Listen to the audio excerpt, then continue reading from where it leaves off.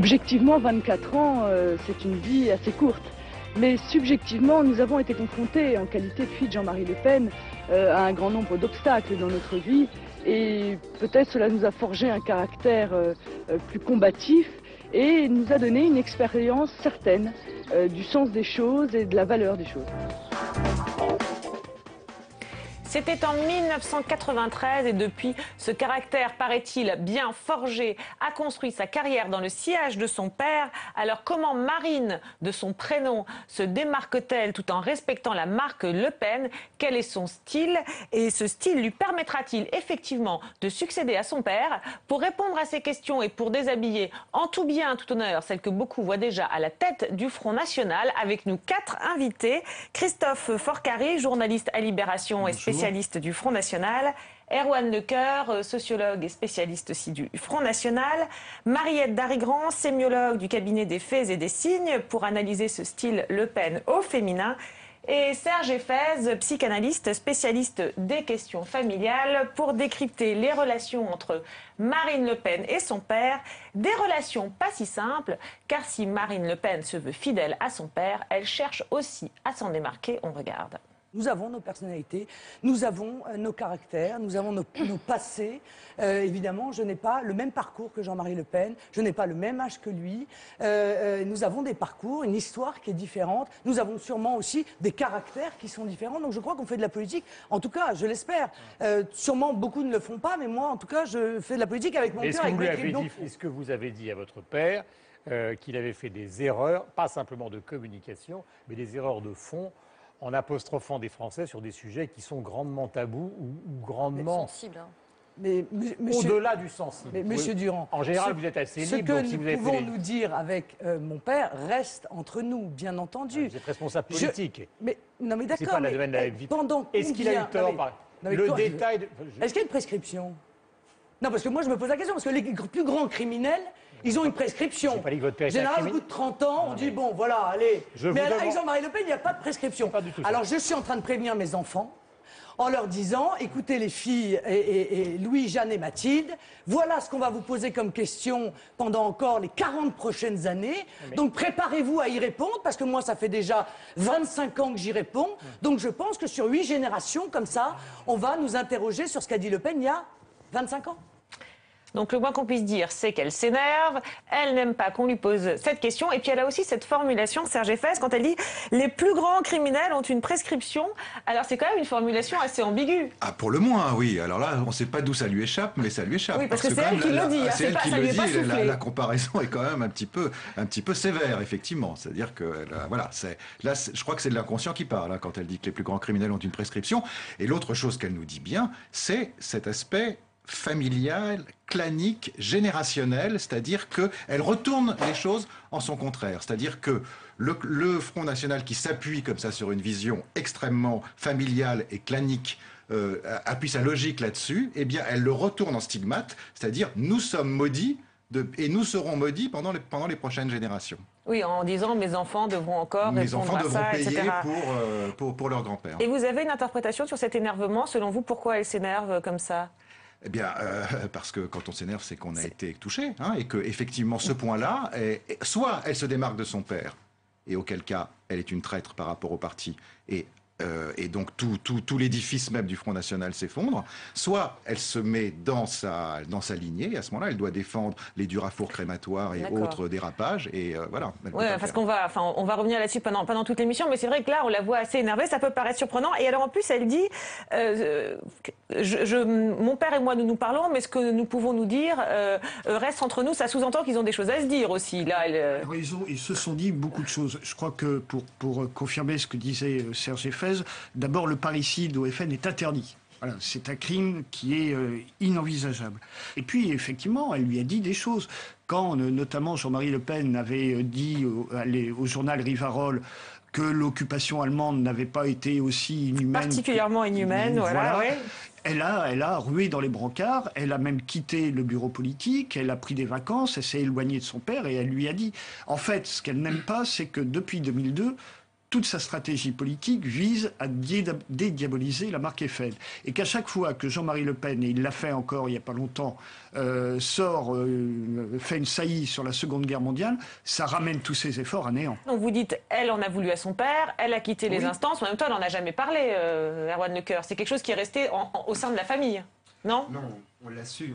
On l'a su, mais enfin elle n'est pas allée sur les plateaux télé expliquer... Elle a fort habilement, d'ailleurs, elle a su faire filtrer et faire fuir l'information pour que tout le monde sache, et particulièrement les médias, que là, il y avait une divergence avec papa. D'accord, que là, ils étaient vraiment pas d'accord. Absolument. Là, ça paraît finalement assez simple comme stratégie, mais quand même, alors, dans le premier extrait, on a vu qu'elle s'énervait, et puis vous mentionniez cet épisode 2005, effectivement, lorsqu'elle quitte les instances du Front National suite à des dérapages de son père. Suite à ça, elle écrit un livre, une autobiographie, où elle parle beaucoup de son père, et elle va en parler sur le plateau de Thierry Ardisson. On écoute ce qu'elle dit. Si vous voulez, ce qui est important pour lui, en tout cas pendant la Seconde Guerre mondiale, c'est la mort de son père déjà. Vous voyez ? Oui, mais chacun voit, encore une fois, les choses à l'aune de sa propre sensibilité. Je ne crois pas qu'il a banalisé. C'est ça que je cherche à expliquer dans le livre. Attention, moi je ne cherche pas à expliquer, je veux dire, à prendre la défense. Je ne suis pas l'avocat de mon père. Je donne l'éclairage parce que je le connais, en fonction de son caractère. Et je dis, c'est un homme qui relativise en permanence, c'est vrai. Or, aujourd'hui, on est dans une société où relativiser, c'est banaliser, justement. On dit relativiser, c'est nier. Lui, il a 78 ans, il a vécu cette guerre, il y a perdu la figure majeure de son existence de petit garçon qui était son père, qui a sauté sur une mine allemande. Et donc, il a cette tendance à relativiser les choses. Et j'explique d'ailleurs que cette tendance-là, moi, elle m'a fait souffrir. Je veux dire, je raconte que lorsqu'il dit, on l'interroge sur la succession, Bruno Gollnisch, votre fille, etc. Il dit, mais vous savez, ma succession n'est pas ouverte. Et d'ailleurs, on peut mourir avant son père ou avant son président. Et je dis, déjà, exprimer, je veux dire, la possibilité de la mort de son dauphin, c'est un peu raide. Exprimer celle de sa fille, c'est très dur. Mais je sais que c'est ce trait de caractère qui fait qu'il dit, bon ben voilà, on est peu de choses, somme toute, entre les mains du destin, quoi. Est-ce que pour vous, les chambres à gaz sont un détail de l'histoire de la Deuxième Guerre mondiale, pour vous, Marine Le Pen? Non, mais moi je suis une femme de mon époque. Alors, là encore, elle se démarque de son père, mais aussi elle cherche à expliquer, à faire comprendre. Mais ce qui nous a frappé, c'est le contraste, parce que là, elle est quand même extrêmement posée dans son argumentation. Dans l'extrait qu'on a vu tout à l'heure, beaucoup plus énervée. Mariette Darré-Grand, je voulais avoir votre regard sur cette manière de se démarquer et de corriger peut-être l'image de son père.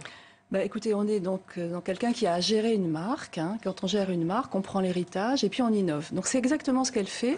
Et ce que je trouve intéressant dans cet épisode-là, c'est qu'elle essaye quelque chose qu'elle ne réessayera pas après d'ailleurs. Je dirais c'est la tentative magazine féminin, psychologie magazine. Elle le refera pas. Il a perdu son père pendant la guerre, c'est pour ça qu'il dérape. Elle nous met le pathos commun, enfin classique des magazines féminins où tout d'un coup on peut expliquer même le pire crime par le malheur de l'enfant. Donc ça, c'est tout à fait quelque chose de caractéristique. C'est intéressant parce qu'elle parle de son propre malheur, elle. Hein. On comprend bien que... Oui, moi aussi, j'ai souffert de tout ça. J'ai souffert, un père évoquant quand même la mort éventuelle de son propre enfant. Là, elle montre Jean-Marie Le Pen, de toute façon, sans s'en rendre compte, j'imagine. Mais ce qu'elle cherche à faire, c'est vraiment adoucir la marque, la féminiser aussi, la déplacer un tout petit peu, enfin même fortement de l'univers guerrier dont elle est héritière malgré elle, pour l'amener dans un univers qui ne va pas jusqu'au Caire actuel de Martine Aubry, mais qui va quand même vers quelque chose qui pourra être important en 2012, c'est-à-dire aussi la politique pour faire de la psychologie, soigner la société. Mais alors en même temps, elle fait ça en 2006. C'est vrai qu'elle ne l'a pas refait depuis. Dans les extraits plus récents, elle est énervée quand on lui pose cette question. Alors est-ce que ça correspond à deux moments différents, Erwan Lecoeur, deux stratégies différentes ou oui, conscientes ou inconscientes d'ailleurs? Alors, là, après, il faut rentrer dans le secret des dieux et des différentes équipes marinesques qui se sont succédées les unes après les autres. Marine Le Pen éclate au grand jour en 2002, après le 21 avril. Avant, elle n'existe pas. De 2002 à 2006 environ, en effet, il y a toute une stratégie de « je suis bel et bien la fille de mon père, vous n'allez quand même pas me le reprocher ». Parce que c'est compliqué de reprocher à quelqu'un d'être la fille de quelqu'un d'autre. On le voit dans le milieu du spectacle, on le voit dans un tas de milieux aujourd'hui. Nous sommes dans une société qui fait une grande part à l'héritage. Donc là, on est dans la première époque. C'est ça, je suis la fille d'eux et en même temps, je nuance, je corrige l'image de papa. C'est quand même pas ma faute si papa, il a fait ça. Et elle l'écrit dans son livre, à quel point c'est difficile, etc. Et puis, il y a la deuxième phase, je dirais à partir de 2005-2006, qui est l'affirmation de la nouvelle marque, d'une certaine façon. Mais regardez, il y a une rénovation réelle, ce n'est pas que du cosmétique. politique. Et là, depuis quelque temps, c'est le côté plus populaire, le entre guillemets virage à gauche, Hénin Beaumont, sur le terrain, etc. Et ça, c'est la nouvelle marque un peu de Marine. Contrairement à son père, elle se fait élire. Contrairement à son père, elle va au conseil municipal, etc. Et je dirais là, il y a une forme en effet, de prise d'autonomie un tout petit peu de Marine, deuxième période. D'accord, mais alors on va revenir sur tous ces épisodes-là, mais là dans la relation par rapport à son père, c'est vrai que le contraste est frappant entre le premier extrait où elle est extrêmement virulente et assez énervée quand on lui pose la question. Là, elle est dans quelque chose, finalement elle cherche plus, comme disait Mariette Darrigrand, à expliquer, à psychologiser. Ça correspond à quoi ça? Ne jamais oublier que Marine, comme Jean-Marie, ont fait que des études de droit, les deux. Et ça, c'est déjà une filiation évidente. Études de droit, et elle est avocate. Elle est une avocate de son père et du Front National.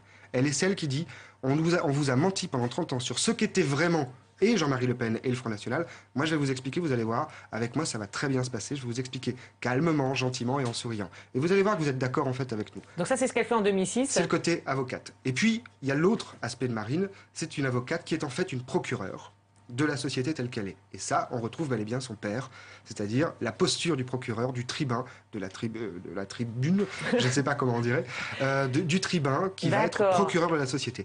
On dit finalement, elle cherche à peut-être à corriger l'image de son père, etc. Mais en même temps, qu'est-ce qu'elle dit? Parce qu'elle dit qu'il l'a fait souffrir, elle aussi. Donc qu'est-ce qu'elle révèle sur lui? Est-ce que finalement elle l'adoucit ou au contraire, elle révèle des choses qui peuvent faire peur? C'est très intéressant parce qu'elle révèle quand même quelque chose de leur relation quand elle dit « Je découvre que mon père peut dire une chose aussi monstrueuse qu'une fille peut mourir avant son père. » Et que là, c'est vraiment toute la logique du Front National qui est là et toute la logique de cette horde primitive que représente le Front National et que représente Le Pen à la tête du Front National, c'est-à-dire qu'il est immortel, que comme tout chef de horde primitive, comme vous le disiez, on ne peut pas l'assassiner, et que finalement, il est indéboulonnable, et qu'il y tient. C'est-à-dire sa folie, entre guillemets, à Le Pen, c'est d'être tellement convaincu de l'immortalité de son personnage, qu'il livre sous forme de lapsus en disant une fille peut mourir avant son père, c'est-à-dire qu'il inverse complètement l'ordre des générations. Aussi, hein, vous pouvez mourir avant moi. Enfin, absolument, voilà. Absolument. Donc il a cette conviction.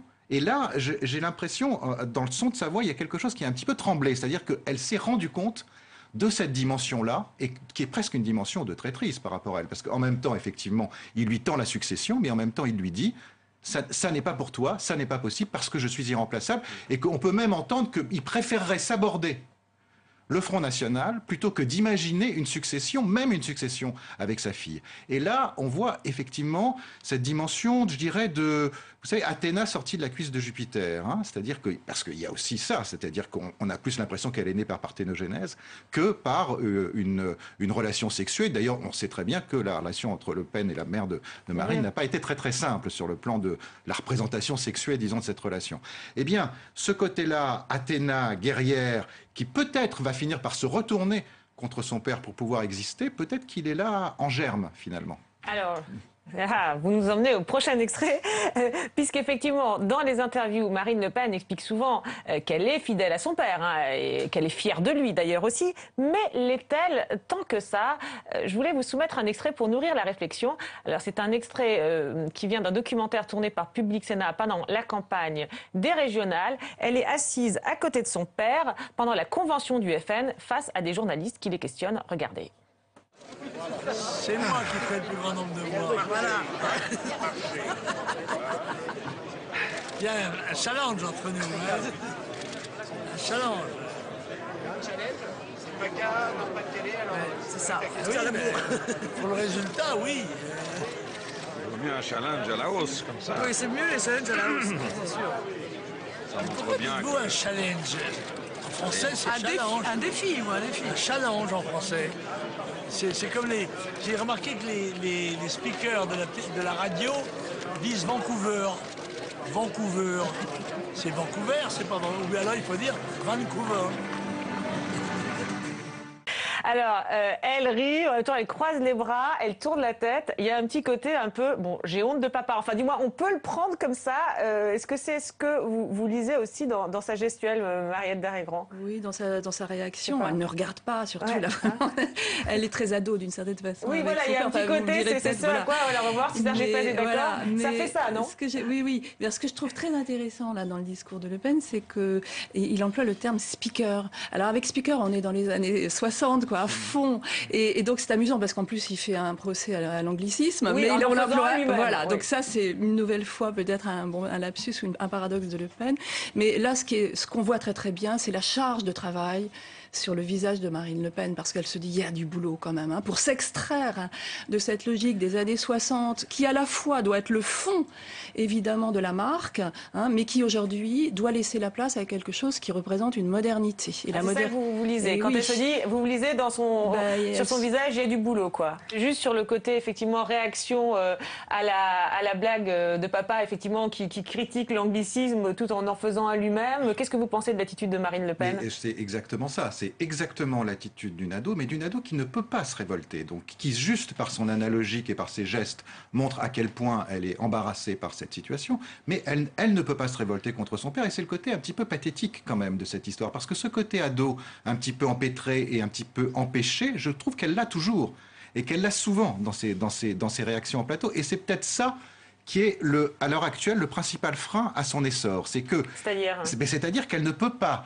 Pour qu'un ado puisse s'affranchir de son père, il faut qu'il puisse se dire qu'il peut faire mieux que son père et qu'il a le droit de faire mieux que son père. Mais voilà, Christopher Carré dit finalement elle veut aller plus loin que son père, elle veut accéder à la présidence. Mais en même temps, on sent ces freins à l'intérieur d'elle qui la gênent, parce que tant qu'il est là et tant qu'il est présent, elle ne peut pas réellement prendre cet essor. Elle est tout de même un petit peu gênée aux entournures. Donc il y a quelque chose de cette triangulation et de cette démarcation qu'elle essaye de faire à l'arraché, mais on sent qu'elle a beaucoup de mal à le faire, parce que ça veut dire tuer le père et qu'elle ne peut pas tuer cet homme. À propos des atouts politiques et puis des différences aussi de Marine Le Pen, c'est vrai qu'elle se démarque de son père en ayant notamment un discours plus social. Alors ça s'est traduit par une implantation dans le Nord, à Hénin-Beaumont, avec un très bon score lors des dernières élections municipales. Et puis ça se retrouve aussi dans des interventions sur les plateaux télé. On regarde un extrait.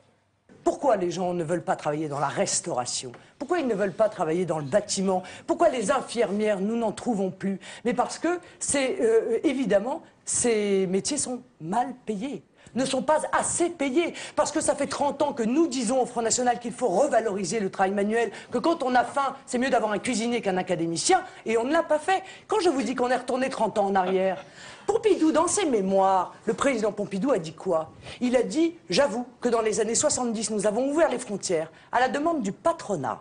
Parce que le patronat voulait faire peser à la baisse sur les salaires par l'intermédiaire d'une immigration de travail. Ça, c'est la réalité. Et je vois M. Godet qui est d'accord avec moi. Eh bien, nous revivons la même chose aujourd'hui. Là, ce qui est frappant, c'est qu'elle cherche l'approbation du monsieur qu'elle cite, qui est un économiste, présent sur le plateau. On a l'impression qu'elle cherche à avoir aussi un discours plus consensuel. Alors, vous parliez de ses atouts, notamment, et de son style.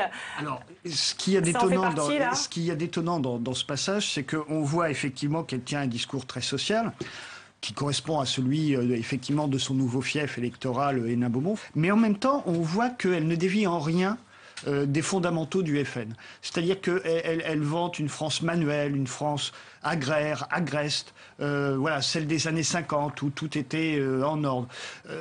Il y a une apparence de modernisme avec Marine Le Pen, mais il ne faut pas oublier que sur le fond, à part quelques nuances, mais ce qui est sur de la préférence nationale et des grands fondamentaux du front, là-dessus, il n'y a aucun changement. Mais alors c'est quoi la différence? C'est qu'elle privilégie peut-être certaines thématiques, c'est ça? Elle privilégie plus les thématiques sociales que les thématiques, on va dire, patriotiques sur la grandeur de la France. Bon, ça, c'est une évidence. Elle va privilégier des thématiques comme la mondialisation, des échanges, parce qu'elle est dedans et nous sommes tous dedans. Donc elle sait qu'elle va trouver une résonance. Par exemple, sur la burqa, sur les questions d'immigration, elle ne parle pas tellement d'immigration. Elle ne fait pas de l'immigré le bouc émissaire, elle préfère en parler, elle, de laïcité, et de dire que voilà, ce sont les valeurs fondamentales de la République qui sont menacées par la burqa, par l'islamisme. Ce qui est une nouveauté à l'extrême droite, où quand même, pendant des années et des années, il y a eu un fort courant, et il existe encore, anti-républicain. La République, pour l'extrême droite, c'était quand même la gueuse. Donc l'avoir se réapproprier ces valeurs, c'est quand même tout à fait étonnant.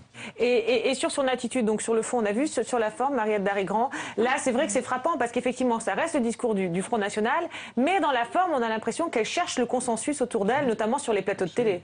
Alors elle cherche le consensus, il y a toute cette rhétorique rhétorique de l'adoucissement, mais je trouve que c'est intéressant la figure d'Athéna que Serge Effès évoquait, parce que je crois qu'une de ses armes, justement, pour se sortir de la guerre de Le Pen, classique, c'est la justice, c'est la loi. Donc elle est avocate.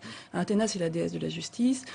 Elle représente quelque chose qui n'est pas souvent utilisé en politique, et qui est le fait que le droit doit être du côté du citoyen. Je pense que ça va compter aussi parce que notre société se judiciarise, il y a des choses comme ça qui vont monter, et là, elle a une arme extraordinaire. Et alors, sur le plan juste de la forme, le code de ça, il me semble, parce que Athéna, elle a un casque sur la tête, c'est ses cheveux blonds. Marine Le Pen fait beaucoup de choses avec ses cheveux blonds. Alors, elle les coupe, elle les rallonge, et ça, c'est quelque chose qui, à la fois, la démarque de son père, évidemment, hein, ça amène du glamour, je ne sais pas, mais c'est aussi quelque chose en même temps qui la met dans la marque Le Pen, hein, la blondeur.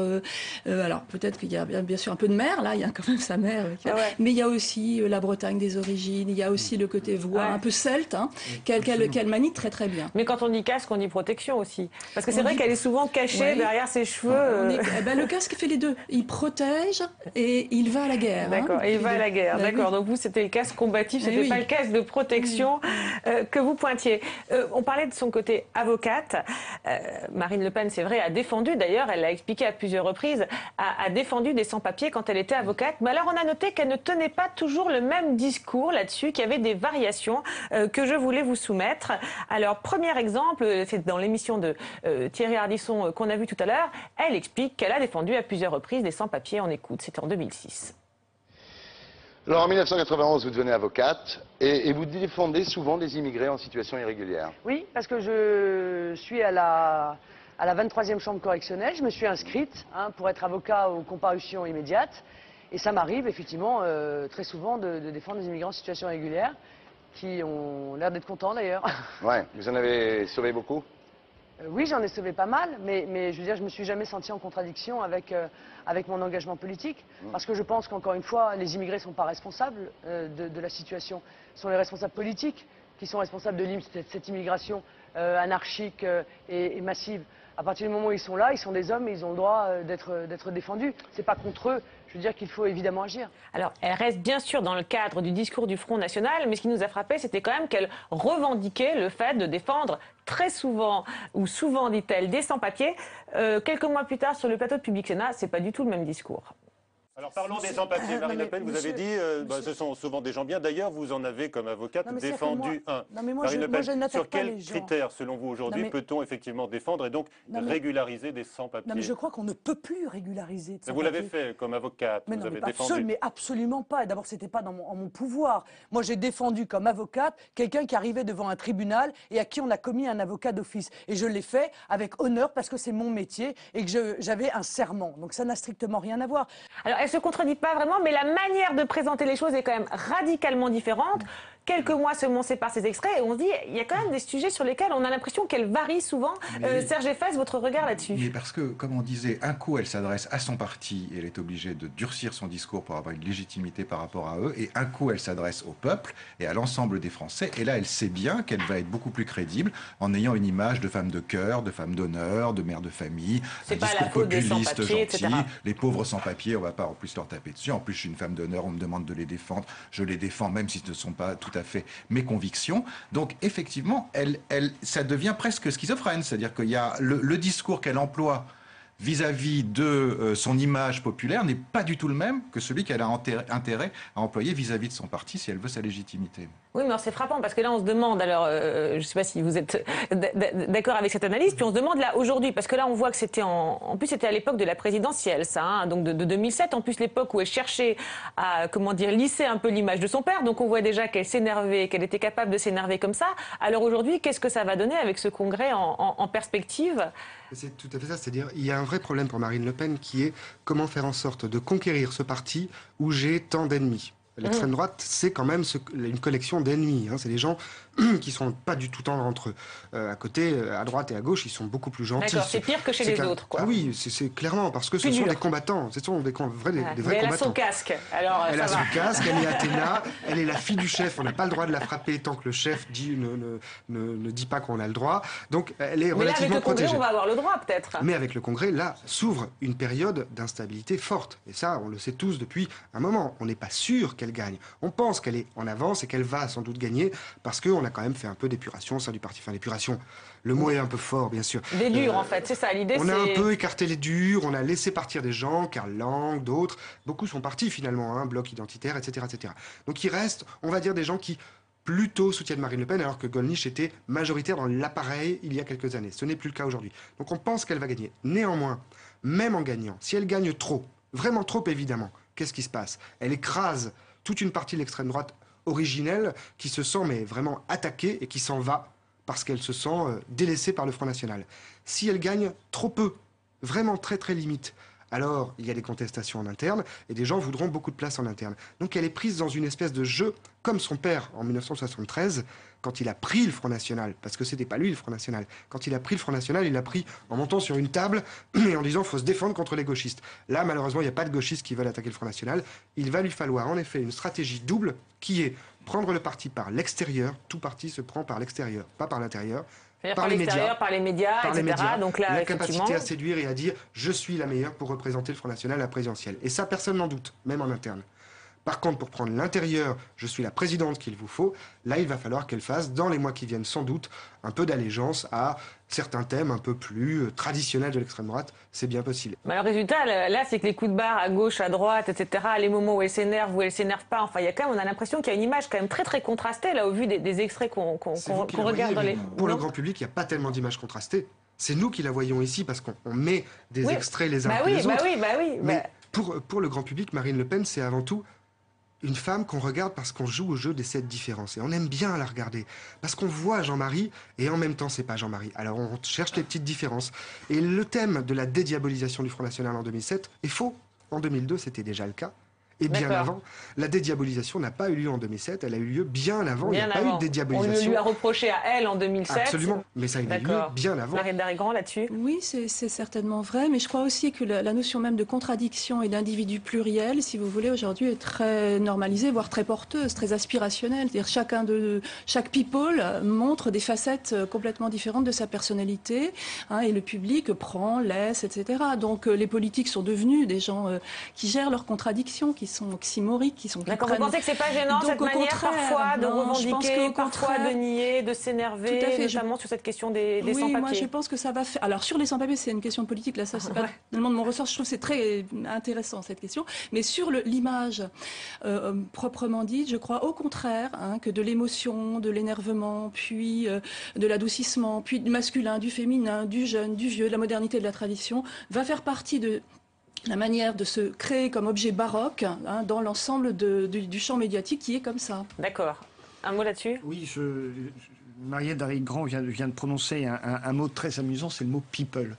Il y a une semaine avant le 1er mai, Le Point a fait sa couverture sur Marine Le Pen. Moi, je vous parie ce que vous voulez, qu'avant le prochain congrès, nous aurons 3, 4, 5 pages dans Paris Match avec Marine Le Pen dans son intimité avec ses enfants. Elle ne le fait pas pour l'instant. Elle dit qu'elle ne veut pas le faire. Je pense qu'elle va y venir. Je veux dire, donc vous pensez qu'elle va faire du people là? Vous pensez qu'elle va vraiment, qu'elle joue, c'est la carte qu'elle joue? Je ne sais pas, mais je pense qu'en tous les cas, si elle veut prendre le parti de l'extérieur, elle le fera. Elle a un côté... Maintenant, ça y est, elle est invitée sur tous les plateaux, donc ça marche, elle a un côté un peu people qui s'est déjà imposé. Et donc là-dessus, Mariette a raison, c'est qu'elle est capable de jouer sur des registres là où on ne l'attend pas. Et ça marche. Et la meilleure preuve en est Hénin Beaumont. Parce qu'on verrait plutôt le FN habitué des beaux quartiers, du 16e arrondissement, etc. Et là, je peux vous assurer que ce n'est pas le cas. Oui, oui, effectivement. Elle casse l'image. Tout le contraire, et ça marche. Alors, oui, un petit mot. On dit que Marine différerait de son père en ce sens.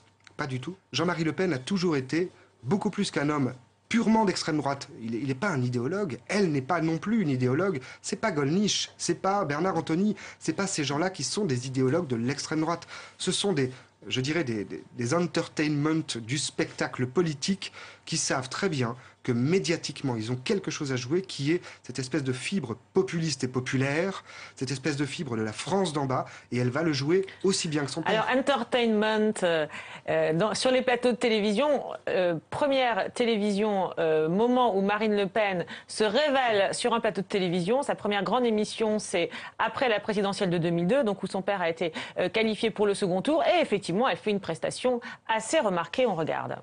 On a dit dans cette émission qu'on faisait pas de langue de bois. Alors excusez-moi, mais alors moi, depuis le début de l'émission, je suis horrifié. Parce qu'entre Monsieur Bédier qui nous promet, qui va tenir ses promesses, on est très content. Hein. Bon, il souffre beaucoup, Monsieur Mélenchon notamment, hein, des critiques qui sont faites aux politiques. Et pourtant, qu'est-ce que vous les méritez, hein? Parce que qui a contribué à faire croire aux Français que l'intégralité des hommes politiques était malhonnête? C'est vous. Et c'est vous. Parce que, mais oui, bien sûr, votre parti. Mais qui allait celle-là? Qu'est-ce que j'ai fait, moi? Le RPR, l'UDF, le PS et le PC. Vous voulez que je vous rappelle un certain nombre d'affaires? Parce que M. Alphane ne le fera plus. Il a oublié, lui, les affaires. Il a oublié la lutte contre la corruption, puisqu'il a voté pour le premier délinquant de France. Alors, la langue de bois, eh bien, cessons la langue de bois. Alors oui, on riait parce que c'est vrai que la réaction voilà, de Jean-Luc Mélenchon est incroyable. Moi, mais qui c'est celle-là? C'est vraiment le cri du cœur. Et c'est vrai que là, c'est sa première grande télévision. Et c'est vrai que son intervention est de grande qualité. Hein, d'ailleurs, des journalistes se disent c'est moi qui l'ai découvert, c'est moi qui l'ai révélé. Là, on voit typiquement ça. Avec son casque blond. Voilà, la bonne cliente qui fait du show. Merveilleux. Et en plus, elle fait exactement comme papa, c'est-à-dire, elle travaille sur quelque chose. Moi, je vais vous dire la vérité. Pas de langue de bois avec moi. Voilà, pas de langue de bois. Je vais vous dire la vérité. Cette révélation, cet aspect révélatoire de l'extrême droite française et de Jean-Marie Le Pen et de Marine, c'est ce qui fait leur, je dirais, leur fond de commerce absolu. Et là, pour le coup, on a l'impression d'avoir la fille de son père, Serge Effès, non? Complètement. Mais là, il n'y a pas encore le problème de l'héritage avec, dedans, dehors. Ah non, c'est le même avec juste les cheveux un peu plus longs. Mais effectivement, ce qui est agité dans leur discours et que les gens adorent, c'est les victimes. Nous sommes tous victimes. Nous sommes tous les victimes d'un système. Et moi, je vais vous défendre. Je suis l'avocate de ces victimes. Donc, ils sont tous pourris. Et vous pouvez me regarder dans le blanc des yeux. Je vais défendre ce fond victimaire qui est en vous. C'est ce qu'on disait, le côté procureur. Et là, elle a le côté procureur, mais pas encore avocate de papa, qu'elle aura effectivement par la suite. Oui. Rappelez-vous l'appel qu'avait lancé Le Pen le soir du premier tour. Je m'adresse à vous, les ouvriers, les désespérés, ceux qui n'ont rien. Vous les petits, les sans grammes, les exclus. Et citant Entrer dans l'espérance d'une encyclique de Jean-Paul II. Là, la fille, elle reprend les mêmes méthodes que papa. Elle fait le show. Elle le fait bien, mais avec les mêmes recettes. Le fond de sauce est le même. Le populisme, la défense des petits, des opprimés. Et puis voilà, on est à bout de souffle dans un système qui vous amenait au bord de l'abîme. Ils en ont tous croqué, ils en ont tous profité. Moi, Marine Le Pen, comme on n'y a jamais été, je vais vous dire la vérité. Et ça marche, et ça fonctionne. Alors, mais le fond de sauce est le même. Oui, fond de sauce est le même. Alors là, on parle de ses talents d'oratrice. Mais a-t-elle réellement le même charisme que son père? Pour nourrir la réflexion, je vais vous montrer 2 extraits. Et puis, on va vous les faire commenter. Alors, le premier, c'est le moment où Marine Le Pen frappe un grand coup. C'est fin 2009, à propos de Frédéric Mitterrand, puisque là, elle donne un argument qui sera même repris par la gauche et le PS. On regarde. Monsieur Frédéric Mitterrand, le ministre de la Culture, a écrit en 2005 un livre qui s'appelle « La mauvaise vie », dans lequel il décrit par le menu la manière dont il effectue du tourisme sexuel et le plaisir qu'il a à aller payer des petits garçons thaïlandais, tout en sachant les conditions dans lesquelles ils vivent, tout en sachant la perversité de ce système, l'ignominie qui est fait à ces jeunes garçons. Il l'écrit noir sur blanc, et cet homme-là est ministre de la Culture. Mais je veux dire, qu'est-ce qu'on va dire aux délinquants sexuels quand M. Frédéric Mitterrand est encore ministre de la Culture et ainsi pose une tâche indélébile sur l'ensemble du gouvernement? On lui dit quoi? Il dira « Oh bah écoutez, Frédéric Mitterrand, il a expliqué comment, etc. C'était extraordinaire, il trouvait ça extrêmement sympathique et il ne pouvait pas s'en empêcher. » Voilà. Et c'est dans un pays tel que celui-là que nous voulons donner des leçons aux délinquants et que nous voulons servir des exemples. Commençons par démissionner, monsieur Mitterrand, et peut-être qu'après, on pourra donner des leçons. Je veux dire, ce qu'on dit en Bretagne, le poisson pourrit toujours par la tête. Voilà. Alors, je précise que j'ai lu ce livre et que le compte-rendu que vous en faites est au minimum, on va dire, rapide. Mais... Vous voulez que je le lise? Non. Non, je vais vous en lire un extrait, monsieur Cali. Si vous voulez lire un extrait. Mais... J'ai pris le pli de payer pour des garçons. Évidemment, j'ai lu ce qu'on a écrit sur le commerce des garçons d'ici. Alors là, elle a préparé ses notes, elle se laisse pas arrêter. D'ailleurs, on voit Frédéric Lefebvre qui tripote comme ça son stylo à côté. Donc là, elle marque des points. Mais quelques semaines plus tard, ce n'est pas tout à fait la même Marine Le Pen qu'on retrouve sur le plateau d'À vous de juger face à Éric Besson qui, pour le coup, là, l'attaque lui. Est-ce que vous avez noté que chaque fois que le Front National gagne une commune, il la perd la fois suivante? Ça y est, allez, ça y est, c'est bon. Alors, mais c'est vrai ou c'est faux? Ça touche à l'identité nationale? Ben non, ça touche à vos méthodes. Non, c'est faux, en l'occurrence, mais c'est pas grave. Ça touche à vos méthodes. C'est faux, mais c'est pas grave. Est-ce que je peux vous poser une question? Quelle ville le Front National a conservé après l'avoir regardé? Bah écoutez, Orange, puisque le maire d'Orange était Front National. Et il est toujours? Bah il l'était toujours. Ah oui, mais peut-être pour se réélire, il a dû quitter le Front National. Alors, vous n'y avez pas pensé à ça? Marine Le Pen, sur quoi vous avez peut-être des contacts avec lui, non? Non, mais c'est à 40 km, 80 km de chez moi et je sais ce qui s'est passé. Et il a passé son temps à dire « Ah mais moi je ne suis plus Front National ». Parlons du sujet. Donc vous avez raison, pour avoir une petite chance d'être réélu en France, il ne faut plus dire qu'on est Front National. 5 minutes. Je suis désolée, c'est ça, on a besoin de 5 minutes. Monsieur Besson. C'est un débat. Alors bon, ce n'est qu'un extrait, mais là, elle rate un peu le coche. Elle dit finalement, il était Front National. Enfin, on voit qu'elle a quand même du mal à se défendre. Alors, on a l'impression qu'il y a quand même, deux Marine Le Pen, là encore. Qu'en pensez-vous, Mariette Darigrand, entre ces deux extraits? Voilà, par moments extrêmement convaincantes, d'autres moins. C'est quand elle prépare. Là, c'est la limite, effectivement, de sa technique médiatique. Et puis, Éric Besson, il est fort sur ces thèmes-là. L'identité nationale. Hein. Bon, donc là, non, elle est limitée. Son père aurait certainement fait quelque chose d'autre, c'est-à-dire de ne pas répondre. Il serait parti dans un monologue à ce moment-là. Il avait ça de très fort, Le Pen, de comédien, je pense, qu'elle n'a peut-être pas tout à fait. Qui est à ce moment-là de partir complètement dans quelque chose. De partir sur autre chose. Sur autre chose. Là, elle est dans le lien avec l'autre. C'est peut-être une limite personnelle ou une limite, je sais pas, féminine, j'en sais rien, mais c'est vrai que c'est amusant de le voir, ça. Sur ces deux extraits, oui, Christophe Porcari. Ce débat est très... Enfin, la comparaison entre les deux est très intéressante. Le débat avec Éric Besson, elle l'avait énormément travaillé. En se disant, j'ai un boulevard, voilà, c'est l'identité nationale, c'est notre sujet, il est venu sur nos terres. Je vais en faire qu'une bouchée. Je crois que le débat a été biaisé parce que justement, pendant tout le débat, Besson a évité de parler de l'identité nationale. Et les attaques qu'il a faites sur « vous n'êtes pas présente au Parlement européen, vous ne travaillez pas, vous ne bossez pas assez », fait que elle a été décontenancée. Mais quand on sait attaquer, on doit aussi savoir se défendre. Alors là, je pense que c'est effectivement ses limites. C'est qu'aujourd'hui, elle n'a pas cette capacité de riposte un peu violente, un peu matamore qu'avait le père. Et deuxièmement, c'est peut-être là, dans les mois qui vont venir, où on va avoir un autre aspect de Marine Le Pen. C'est-à-dire que sur le fond, finalement... il n'y a peut-être pas grand-chose et qu'il va falloir qu'elle travaille peut-être beaucoup plus en profondeur. Et là, pour le fond, les arguments, etc. Elle les a pas, je ne pense pas. On voit qu'elle est assez bonne en attaque, pas forcément très bonne en défense. Vous pensez que là, il y a une question de formation aussi? Vous parliez de la tribu, au sein de la tribu, de son rôle, de sa place. Oui, mais je crois qu'il y a une vraie question de contenu aussi. C'est-à-dire d'accord, c'est ce que vous dites, c'est plus le contenu qui pêche que la forme. Elle a un discours qui est extrêmement mouvant, qui est extrêmement contradictoire. Elle peut défendre des positions tout à fait différentes, voire opposées. Donc forcément, ça pêche par la logique à ce moment-là. Ah, Erwan Lecoeur, pas tout à fait d'accord, je vois. Non, pas tout à fait. Moi, je dirais presque un peu l'inverse. Je suis désolé. Je pense, hélas, que Marine Le Pen est mieux formée que son père, politiquement, qu'elle a plus de fiches, qu'elle a une meilleure équipe autour d'elle et qu'elle connaît beaucoup plus les dossiers. Et peut-être est-ce le problème, d'ailleurs. D'une certaine façon, dès qu'elle se laisse enfermer, contrairement à Jean-Marie, qui ne s'est jamais laissé enfermer dans aucun dossier, aucun chiffre, quoi que ce soit. Il sortait des 300 000 immigrés qui arrivaient demain matin. Et puis pouf, il allait ailleurs. Il parlait de milliards perdus, on ne sait trop, etc. Souvenons-nous que Jean-Marie Le Pen, lui aussi, était dans l'attaque. Et la force du Front National, la force des Le Pen, de la marque Le Pen, c'est en effet une marque. Hein. Au-delà du Front National, il y a la marque Le Pen. C'est l'attaque. C'est l'attaque. Mais il faut se défendre aussi, on voit bien. Les quelques fois où Jean-Marie Le Pen s'est fait lui-même attaquer, ce qui a été très rare, on a aussi, comme avec M. Besson et Marine, on a aussi dit, tiens, il n'est pas si fort que ça. Face à Nicolas Sarkozy, Jean-Marie Le Pen avait été très embêté aussi en 2006, on s'en souvient, parce que justement, il s'était fait attaquer tout le temps. Pas forcément plus faible que son père. Non, ce n'est pas nouveau que les Le Pen, tant qu'on les laisse attaquer, ils sont forts. dès qu'on les attaque, qu'on a vraiment des chiffres, des fiches, des choses à dire sur eux et sur leur façon de faire de la politique, ça a toujours été le cas. Jean-Marie Le Pen lui-même. Mais ça a toujours été le problème, c'est qu'en fait, on a laissé Jean-Marie Le Pen être le seul attaquant de l'histoire de la vie politique française de ces dernières années. Face à Mitterrand, face à Tapie, ou même face à Sarkozy, il s'en est très mal sorti. Marine trouvera aussi des opposants qui sont capables d'attaquer. Il y a aussi une grande différence avec son père, c'est que Jean-Marie Le Pen a, lui, 50 ans de vie politique derrière lui, donc il a le cuir tanné.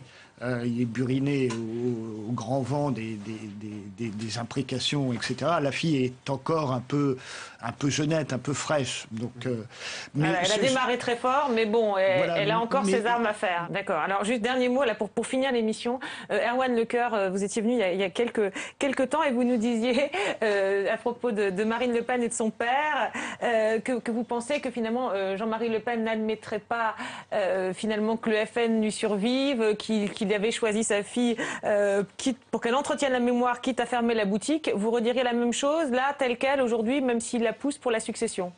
C'est pas juste pour être cohérent avec moi-même, c'est juste, mais je pense, oui, fondamentalement, que Jean-Marie Le Pen, de toute façon, pense qu'une femme n'arrivera jamais à aller beaucoup plus loin que lui dans le système politique français de la Ve République. La seule chose qu'elle pourrait faire de plus que lui, c'est quoi? C'est être ministre de Nicolas Sarkozy? Elle a dit et répété que ce serait hors de question absolument.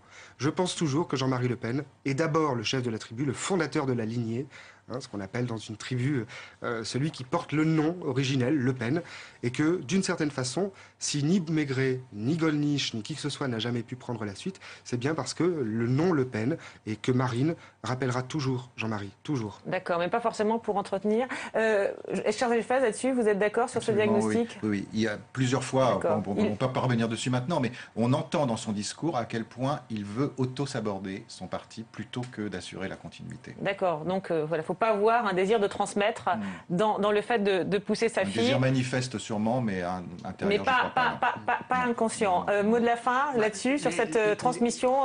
Les mauvaises langues au sein du FN disent, bon, même si la fille prend le parti, eh ben, bon courage à elle, parce que de toute façon, elle aura tout le temps son père sur le dos.